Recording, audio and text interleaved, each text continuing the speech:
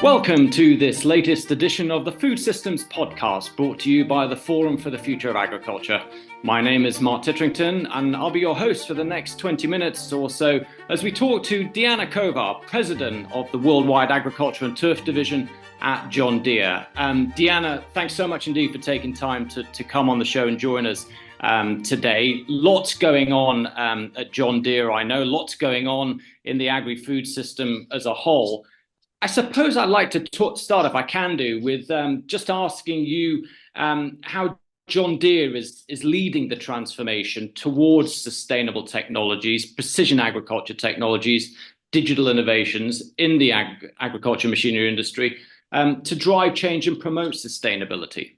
Yeah, hi, Mark, and thanks for having me, and thanks for the question. I could literally spend the next 20 minutes telling you a whole lot of different ways in which John Deere is leading the charge to help our farmers.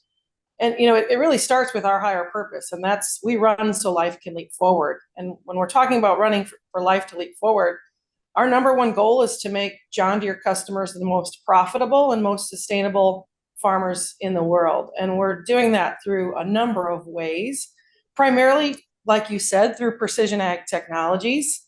And we've been on this quest for over 25 years in precision agriculture, starting way back in 1998, when we started monitoring and mapping yield out of the combine so farmers could make better decisions. And from there, we've delivered numerous technologies based on GPS, like yield mapping. In the 2010s with connectivity, we took a whole new level into data management and helping farmers collect and use and make important decisions from data. And now as we turn the corner into 2020s, we're very focused on sense and act technologies, in which farmers are able to use computer vision and machine learning to allow the machines that are doing the work in the field to be superhuman and make decisions on the go that are allowing us to reduce inputs and grow yields all over the world. I brought a delegation of landowners from Europe to the US last year, and we had the privilege to come to one of your innovation centers. I think we'd call it that in Louisiana. And that really brought to life for us exactly what you just said, and reinforces in many ways my own view that this is perhaps one of the most exciting times there's ever been to work in food and agriculture. So thanks for sharing that into those opening insights with us. Whether we talk about growing climate solutions in the US or the Green Deal in Europe, sustainability is obviously, top of mind for a lot of us in the food and agriculture system today. And I know for you, just tell us a little bit about what specific efforts you are making at John Deere, the collaborations that you've got to improve the environmental footprint, the efficiency, the sustainability of your offerings, obviously across the ag value chain, but to help make our farmers and ranchers, wherever they are, as sustainable as possible. So over 2 years ago, we launched what we call our LEAP ambitions. It's how we're going to measure ourselves against our smart industrial strategy. And it sets out goals for us to meet in 2026 and 2030. And there's a number of goals in there. But I think what's important for this conversation is we've laid out several key milestones around sustainability. And of course, as any good corporate American global company, we've got sustainability goals about John Deere, about how our factories run, about how our equipment will become even more sustainable in the future. But what we understand is that on the farm, the equipment is actually a very small part of the impact environmentally. The actual bigger opportunities are for us to help farmers become more efficient with the inputs that they use, things like fertilizer, herbicides, and pesticides. And so 2 goals we laid out was to, by 2026, have our customers be 20% more efficient in their nutrient use and pesticide use on the farm. So that means usage per bushel or kilogram or ton of output. We want to help them drive those efficiencies because, in fact, things like fertilizers are over 2/3 of the CO2 emissions that happen in broad acre agriculture today. And so we can have a much bigger impact on environmental sustainability by helping our farmers become more efficient with their inputs. And that's where we're putting a tremendous amount of focus. We last year launched a product that works on planters. Today, about 50% of farmers that grow corn use a starter pop-up fertilizer that allows them to make sure that corn gets out of the corn seed, turns into a plant and gets out of the ground quickly. But they only need that fertilizer on the seed. And the historical approach was just to put it throughout the entire seed trench. And now with ExactShot, we're reducing 2/3 of the starter fertilizer, which is a huge CO2 impact and economical impact for the farmer, that they can still get the value of starter fertilizer while reducing the cost and the CO2 impact by 2/3. And so those are just some of the very, very early technologies that we are bringing out to help with this problem. And we're continuing to focus on how we help our farmers be the most efficient. And that's the beautiful part about agriculture is, in many industries, environmental improvement is in conflict with economic improvement. But in agriculture, the environmental improvement is almost always an economic value as well, because we're working to help farmers become more efficient, to lower their costs and increase their yields so that they can get more with less. And that's 100% of what we're focused on. And that's why we laid out customer-focused sustainability goals in our LEAP ambitions over 2 years ago. And we're on track. We're moving forward, and we're having a great opportunity to impact both farmer profitability, but also impact our environment that all of us need. I wonder if I could just push you a little bit further on that. Maybe as much of a personal perspective as a John Deere perspective. You I'm sure, are aware of the protests that we've seen really right across northwestern Europe from farmers who are clearly concerned that they're being asked to do more, and yet not environmentally, sustainability, climate-wise, and yet a feeling that they're not necessarily seeing the value of that. Their incomes it's not showing up in their incomes. As much as your statement certainly resonates with me in terms of the efficiencies and the productivity gains that you're delivering to farmers, do you think we're doing enough collectively as an industry to help farmers have the clear line of sight between the sustainability efforts they're making and how that's going to show up in their income statements? And are we doing enough, I suppose, to support that transition? Well, I would start with, our goal is always to create solutions that have economic value. That is where we're seeking to invest our billions of dollars a year, is to find those sweet spots in which there's economic value and environmental value. We're not going to invest in solutions that just have environmental value. We're going to look for those, and there's plenty of them, right? That's the good news, is there's plenty of them. And so our focus 100% is, first and foremost, we know that a farmer won't adopt it unless there is some level of certainty to drive economic value. And that's a very important part of our work, to figure out what's the next product we're going to invest in and where and how. And that's the way the industry has to think about this. The industry has to be understanding that farmers are business people, that it is a global agricultural community, and lowest cost and efficiency is going to be a key part in whether farmers can continue to survive and thrive, which is our goal, in an industry in which we know we have to do better. We have to do better. And so I don't think we can ever have enough industry collaboration and industry coordination, from inputs to equipment to technology, all the way through the food chain. And how do we tell the story of the value that has already been created from an environmental standpoint in tools that are available and have been available for years? One great example to me is AutoTrack, the auto guidance solution that John Deere launched in 2002. We ship AutoTrack on every self-propelled vehicle that goes into production agriculture today. All of the tractors have it in. Many of the other products are capable and just need to unlock it.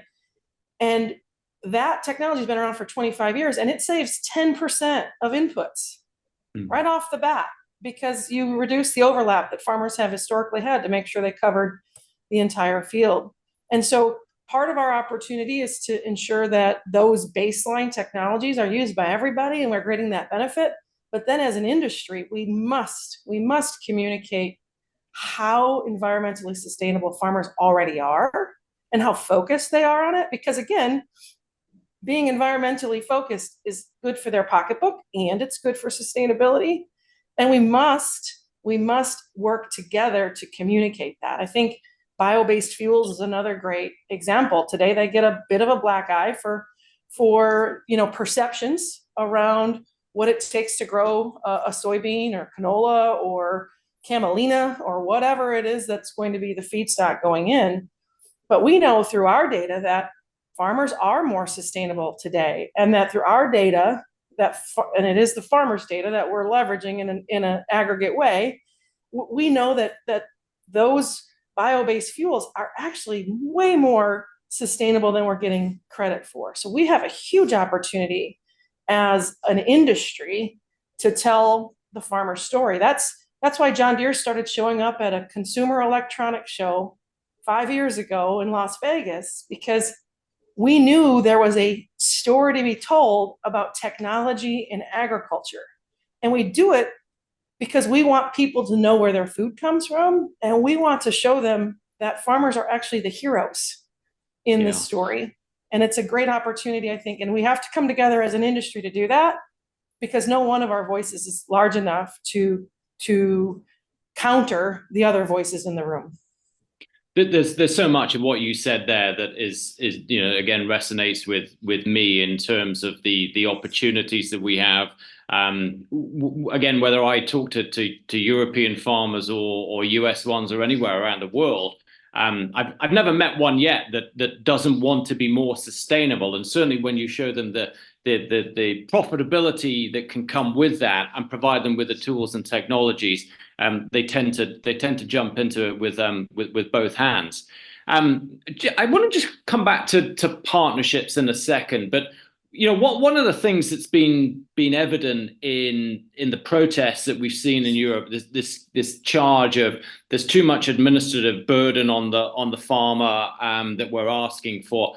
My perception is that John Deere's got quite a few solutions there that are already helping to reduce that administrative burden and enable them to make sense of the data and to use it to again drive improvements in productivity and profitability on the farm. Is that true? Yeah, Mark, it is 100% true. And I'll give you 2 examples, but let me start with the foundation of where our opportunity comes from. And that's in 2011, we chose to start connecting every one of our machines. So no longer did farmers have to move their data through what we used to call sneaker net with their own feet and a USB stick. Now, through technology, we're able to move that data real time. Farmers can see within seconds what's happening on the farm, no matter where they are. And we created the ag industry's most used digital cloud-based platform in John Deere Operations Center. We are connected with over 200 other software companies that push and pull data to and from. So we're the most connected software tool, cloud-based platform in the industry. And what that's allowed us to do is now help farmers to use that data that they first collected in binders on their shelves for over 10, 15 years. Now with Operations Center, it's in their pocket on their mobile phone. We're now helping them to use that to benefit from the sustainability practices that they're using. And today we have 2 sustainability programs in the US that are linked to John Deere Operations Center, Cargill Regen and the Cotton Trust Protocol. And we will have more and more. And throughout John Deere Operations Center, it limits the burden of participating in those programs. On the other side, for our dairy and livestock customers all over the world, Europe, US, we've partnered with De Laval to create the Milk Sustainability Center. And really, this is an opportunity to start with for farmers to actually understand their impact, their sustainability score today, and see opportunities to improve it in the future. And we will grow on the Milk Sustainability Center. And we believe dairy farmers in Europe will be able to tell their neighbors or their milk processor just how sustainable they are and really start to tell that story. These tools also help farmers to collect the data that they need to provide to the regulators, unfortunately, that are regulating some of these things as well. And so we are definitely collecting all of the data. When you connect your fleet, it's automatic that this data flows, and we're creating tools for farmers to not have to use a notebook in the cab, but instead to go do the work and do the best job they can do in executing their jobs. And we'll be there to collect the data and share it on their behalf as they give us, as they tell us to, and make it easier, because data, it can be a burden, but it shouldn't be a burden. It should be a tool in the toolbox of farmers everywhere to make better decisions economically and environmentally for today and for this year, but also importantly for the future years and the future generations. Yeah, but really appreciate that, Deanna. I mean, I said earlier that to my mind, it's never been a more exciting time to work in food and agriculture, and just some of those examples that you provide, certainly bear that out for me, and I'm sure for many of our listeners today. Let me just bring you back to that partnerships, point that you touched on earlier. I mean, transformation always requires multiple stakeholders in order to be able to support it. No one company, organization, or government can do it on their own. Just tell me a bit more about how you see, especially public-private partnerships, important to us everywhere, but certainly top of mind in Europe, and those industry-wide efforts. You touched on it a bit earlier. What role do you think they play in advancing the sustainable practices that we want, driving adoption, and helping us to achieve the objectives that we've set out? Well, as I mentioned before, not one of us can transform this industry alone. We've said for years, farmers don't farm alone. There's a whole group of people on every individual farm that helps them to make decisions and drive forward, where they get their thoughts and their advice and their thought leadership. And so at the micro level on the farm, all the way up to public-private relationships and cooperation, it has to happen. It has to happen. And at John Deere, we are always involved. We see ourselves as a leader, right? We don't want to be on the sidelines relative to how together we can change an industry. So we're working hard to be leaders, whether that's in things like SEMA, the European Agricultural Machinery Association, right? Where we work hard to take a leadership role in driving thought leadership and policy type opportunities. It's for things, we are focused. I mentioned earlier that the equipment's not the biggest creator of CO2 on the farm, but we still know we have to do better.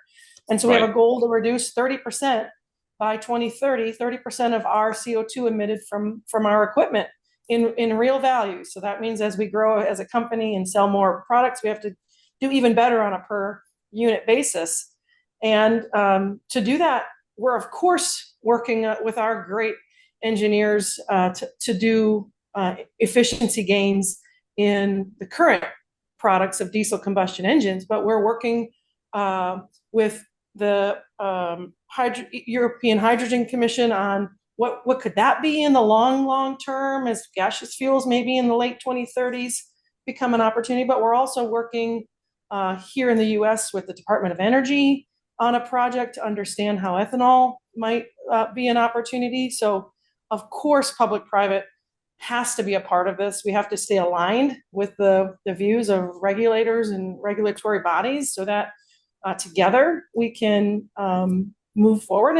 And part of this is also continuing to educate the regulators. And I go back to my point. I think step number one is for everybody to be on the same page and understand just where agriculture is starting from, and then all of these opportunities to make sure that we don't look past the value we're already creating, but also that we understand the impacts of some of these decisions that you talked about earlier that are causing European farmers to rightfully so get upset with what they have, what tools they have in their toolbox. And so we have to be working public-private together, both on an understanding of where we are, truly articulating the problems we have and the easiest ways to solve them, and then through public-private funding, go after some of these best opportunities. I know we're coming to the end of our time. It's just been terrific talking to you, Deanna. Before we close, let me kind of throw one last question at you. I'll try and fit two into one question if I can. You've talked about opportunities. if you look ahead over the next 10 years, what do you think are the biggest challenges, both for you at John Deere, but for all of us in the food and ag system? And perhaps to close on an even more positive note, you're clearly a very positive person. What excites you the most about the 10 years that are ahead of us and beyond? Well, I am very fortunate to be able to visit farmers all over the world, from, extra large farmers in the Cerrado of Brazil to France to Germany. I was in the UK just 2 weeks ago visiting farmers. And I would tell you that there isn't a farm I step foot on that doesn't tell me that one of their biggest opportunities is the ability to get the skilled labor they need to execute the work that they do. And so I believe one of the biggest opportunities is for us in agriculture to help with automation, maybe eventually autonomy, to allow farmers to do a really good job, no matter who's in the seat or if anyone's in the seat at all, and to really take the waste out of agriculture by automating. And I talked about See and Spray, Sense and Act technologies that allow us to cut herbicide use by 60%, because instead of spraying the whole field, we just spray where there's weeds. There are way more opportunities like that in agriculture that will allow us, again, to drive economic and environmental sustainability together. And so I am super excited about the automation that is going to come to agriculture. And it is the opportunity we have to help automate decisions in real time that allow farmers to become more efficient. And we're on a journey to do just that. And probably what gets me most excited is I talked about, we've been at this for 25 years in the industry and at John Deere, but we are literally just getting started with all of these opportunities that are ahead of us. The opportunities ahead of us are greater than everything we've done as an industry already. And that, to me, is the most exciting part about agriculture and where we're headed. What a great way to finish our conversation. I could spend another half an hour or more talking to you, Deanna. I know your time is precious, so we'll call it there. But thank you very much indeed for taking the time to talk to us today, sharing your perspectives with such candor and passion and enthusiasm. It's just been terrific to have you on the show. So thanks for joining us. Thank you, Mark. You've been listening to another edition of the Food Systems Podcast, brought to you by the Forum for the Future of Agriculture. Join us again next time.